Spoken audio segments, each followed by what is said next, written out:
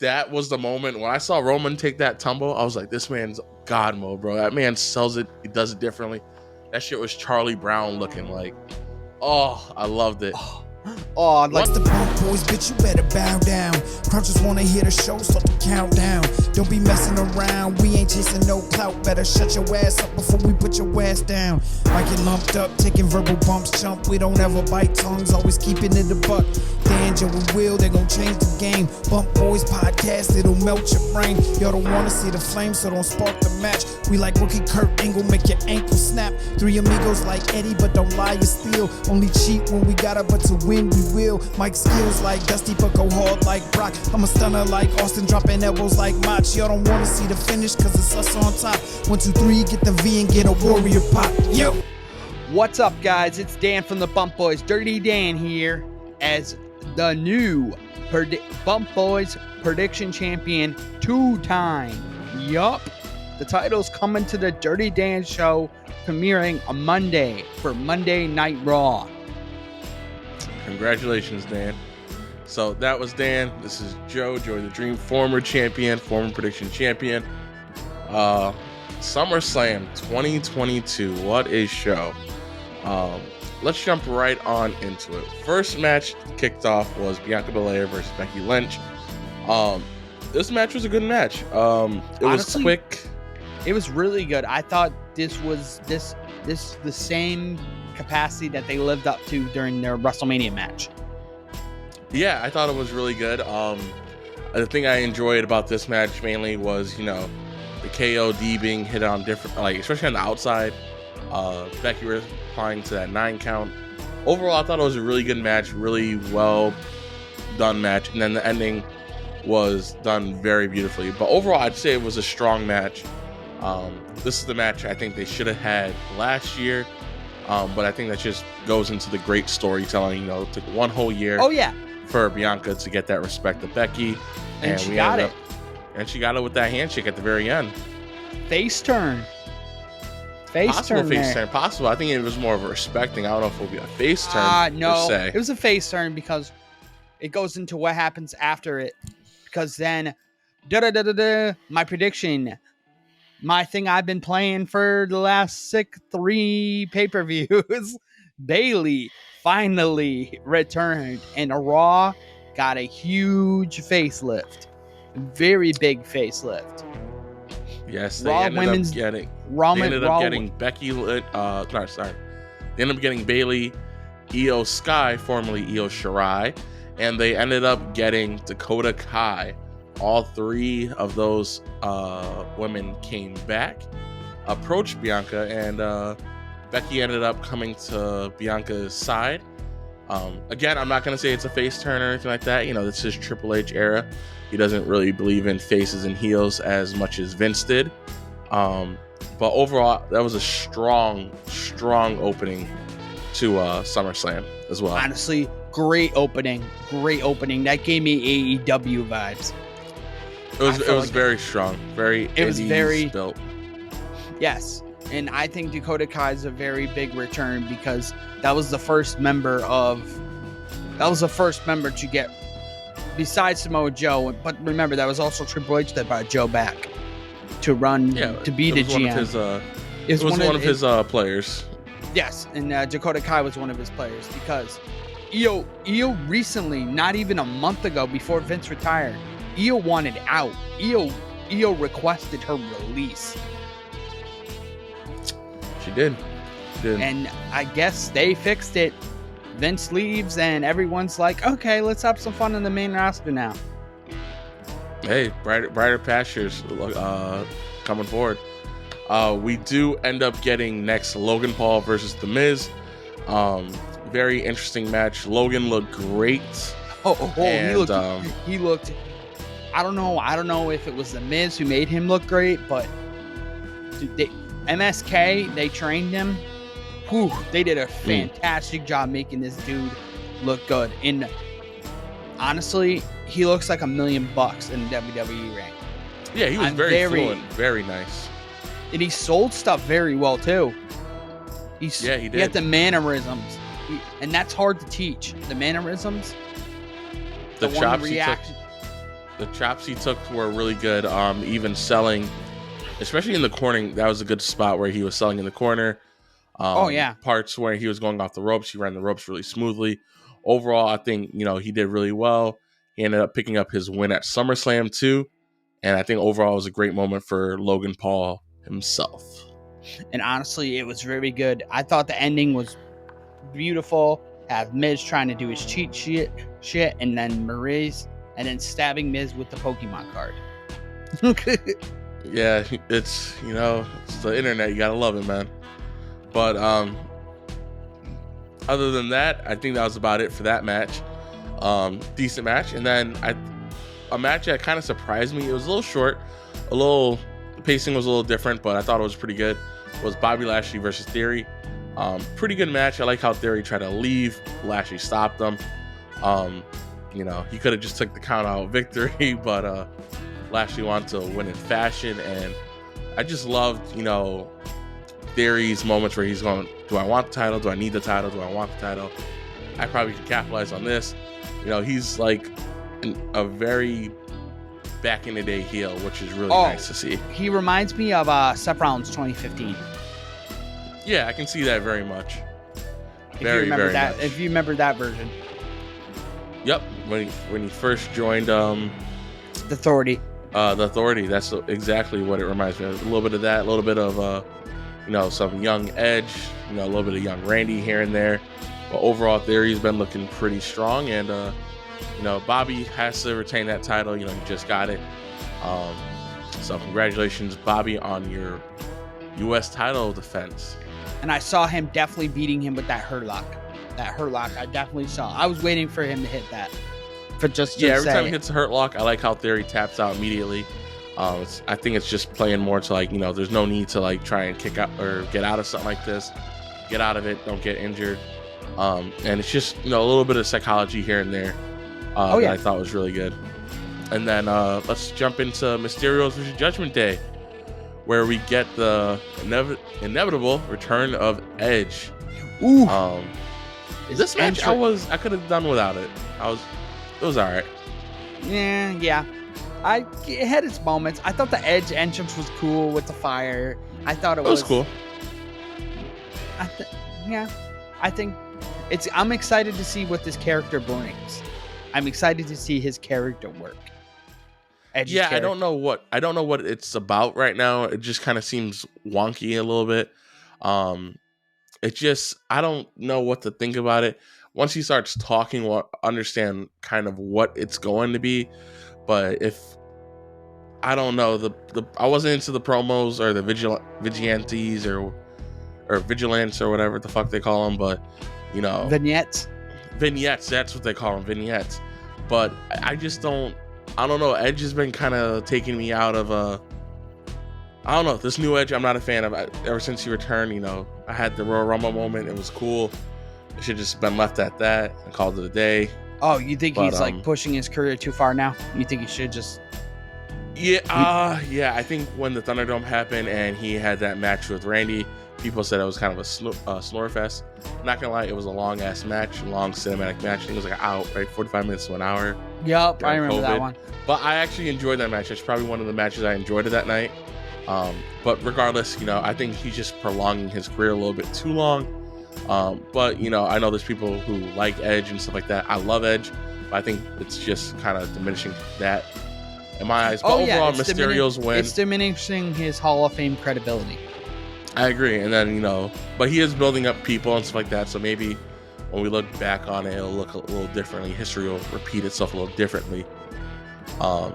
Like, for example, Happy Corbin and Pat McAfee, history looked a lot different from them in 2009 when they were roommates. And I liked how they tied that story in with the Colts and stuff like that. And overall, this was a pretty good match. I think this is one of my favorite matches of the night. Pat McAfee came out with a strong ass entrance, and at that point you knew he was winning. Corbin looked great though. Corbin looked like a great heel. Honestly, I love the entrance with the bum ass Corbin, with the choir singing bum ass Corbin. Yeah, that had me going. I was waiting for the Seven Nation Army to pop in, but it didn't come up. Yep. So I like how they did something different for his entrance. Yeah, he has something that's considered his own now. Like he has his own entrance. It's not he's not tied to any bands or any music and stuff like that. It's his. I did notice that after that match, Pat did not end up on commentary the rest of the night. It was Corey Graves and Michael Cole. You did notice that, right?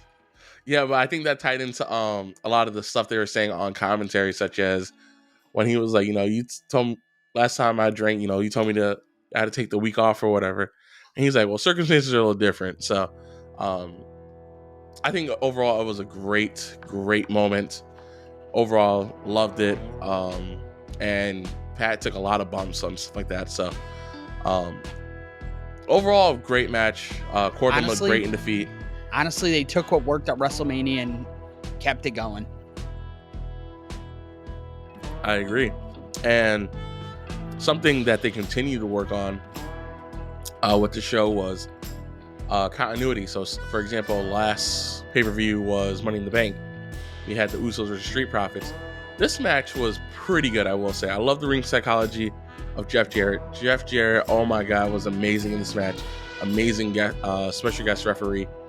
And I think he set the bar of what special guest referee should be.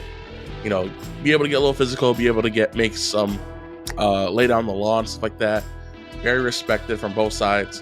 And I thought it was a really nice presentation they had together. Oh yeah, they did a fantastic job. Fantastic. I thought every match tonight did it. I like this new era.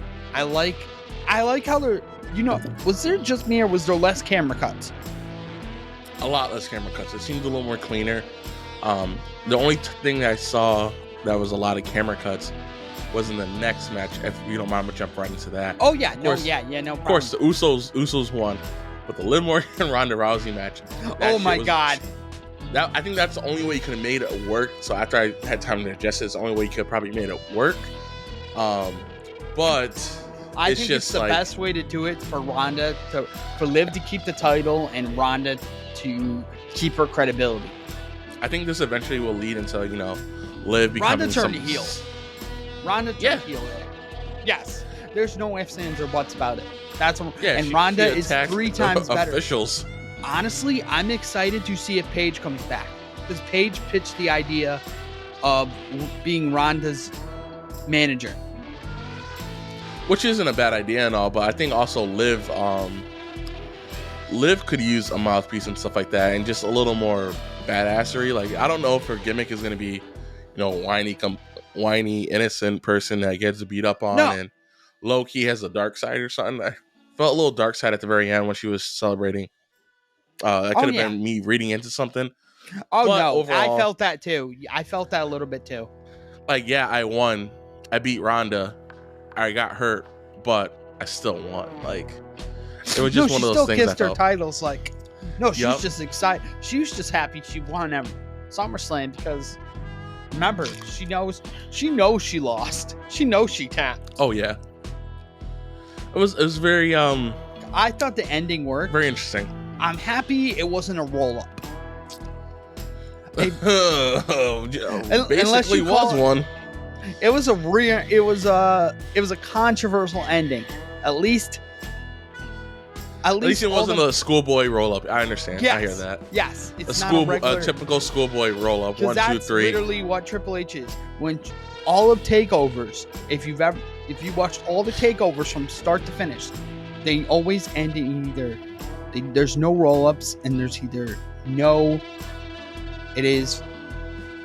What can I say? It's always they give you an ending that actually can justify the means. Yes. I agree. I felt that tonight. And I'm not gonna lie, I felt that with the main event tonight. Brock Lesnar versus Roman Reigns. At first, that tractor ship I was not fucking with. When it got brought into the second half of the match, the first part of the match was just, bumps outside here and there, typical Roman fodder. It was basically fodder. Yeah. And then once this man took the ring, lifted 15 feet in the air, and Roman took that tumble, that was the moment when I saw Roman take that tumble. I was like, this man's God mode, bro. That man sells it. He does it differently. That shit was Charlie Brown looking like. Oh, I loved it. Oh, like once that happened, it was amazing. I loved the whole part after that. And honestly, that's pretty good for Roman versus Brock, because I've seen this match. I've seen this match for the last 10 years over and over and over again. But this one was different. This felt like match of all of them. And yes. Paul Heyman going through the table. Like, holy. Like, yo, that had me go. He took that shit. He took that shit hard, too. And that was Paul's ECW years coming back. That was his holy shit moment. And the thing that got me interested in the match was, you know, people always used to talk about how crappy of a wrestler Roman is, how bad he is at selling, how bad he is at doing things. But this man could be the only man that could be down at the count of 7. As soon as they say 7, 8, at times I'm like, yo, Roman, you moving kind of slow for that 10 count. This man barely got to it. And I'm just like, wow, like, you dude, even have me. I know Roman has to win it. Roman has to win it. Brock can't win it.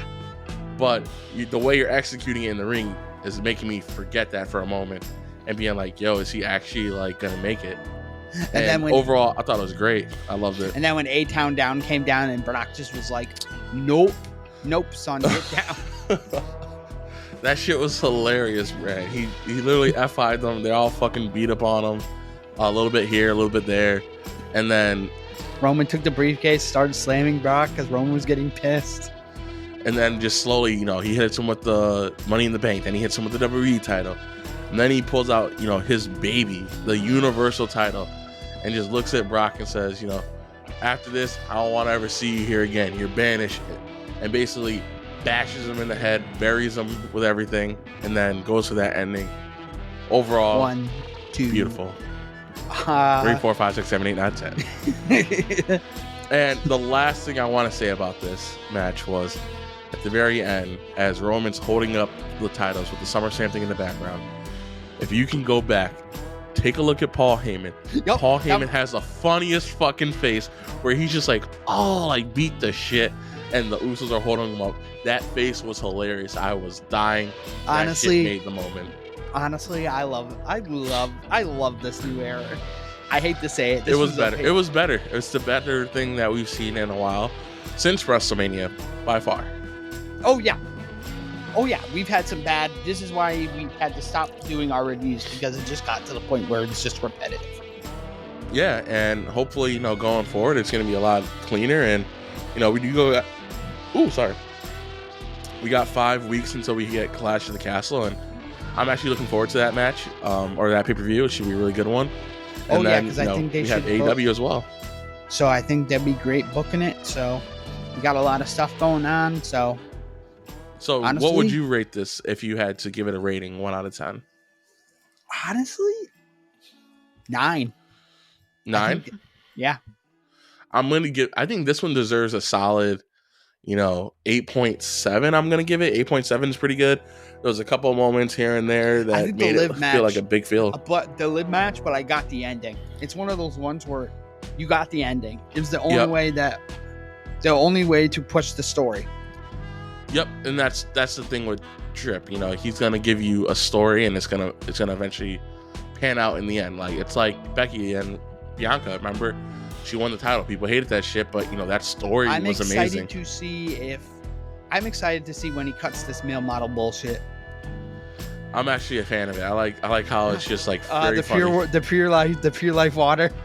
That shit was hilarious. Like, it's like you moisturize your skin, he pours it on his bicep, and then next thing you're just like, no, they're thirsty and stuff. I think overall it's a really funny thing. Did you watch it with Susan? Susan probably was just like, what? Yeah. She was like, what is this? And I was like, I don't know. It's just like a male model agency. She's like, and she made a good point. It's basically what I've been preaching is, wrestling has always been, it's sexualized women, and so many times, now the roles are reversed and men are like, that's weird or stuff like that. But women watch wrestling too, so and some people want to see that. I get it. Hey, who am I to shame someone's kink? You know what I'm saying? But I'm giving it 8.7 overall. I think it was really great. Oh yeah. Outside pay-per-view, wasn't expecting that too much, to be honest. Overall, I had high hopes going in, especially with it being the first. I give Triple H a lot of credit, especially booking that first start, because he's basically, I think he's taken in a lot of great intake from people, so that's good. Well, overall, I'm real happy with this pay-per-view. Can't look for it. I definitely am looking forward to Clash at the Castle. So I think we'll give it an 8.9. This is fair enough.